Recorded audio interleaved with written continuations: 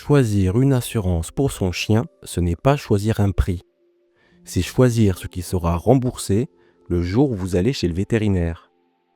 Voici le plan simple pour comprendre en quelques minutes.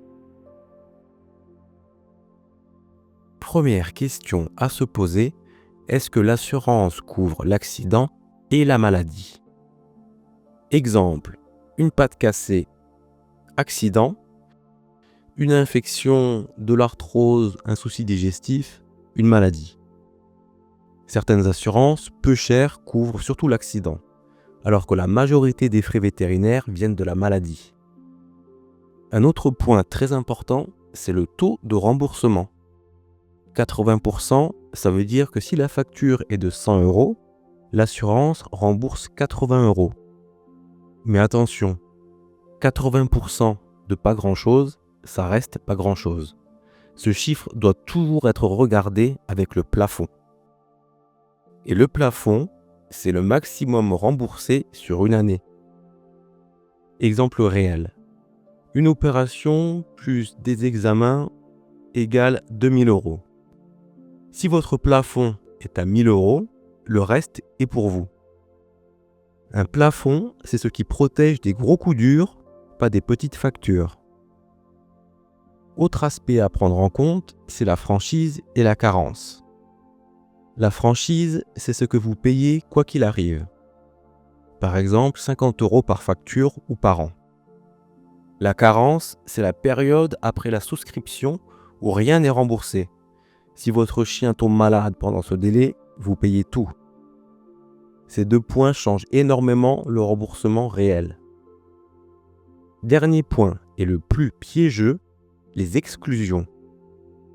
Certaines assurances ne couvrent pas les maladies héréditaires, les problèmes déjà connus ou les chiens trop âgés.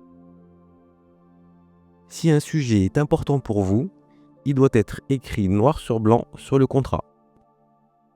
En résumé, une bonne assurance, c'est accident plus maladie, un plafond suffisant, une franchise raisonnable et des exclusions comprises à l'avance. Ce n'est pas la moins chère qui compte, c'est celle qui évite les mauvaises surprises quand votre chien en a vraiment besoin. Allez, on termine avec un exemple très concret. Votre chien se fait renverser légèrement par un vélo. Résultat, consultation vétérinaire, radio, traitement, facture totale 1000 €. Vous avez un contrat classique, 80% de remboursement, plafond annuel 1500 €, franchise de 50 €. Chez le vétérinaire, vous payez les 1000 € de la facture totale. L'assurance applique la franchise, donc 1000 € moins 50 € est égal à 950 €. Puis elle rembourse 80% de ces 950 €, ce qui fait un total remboursé de 760 €.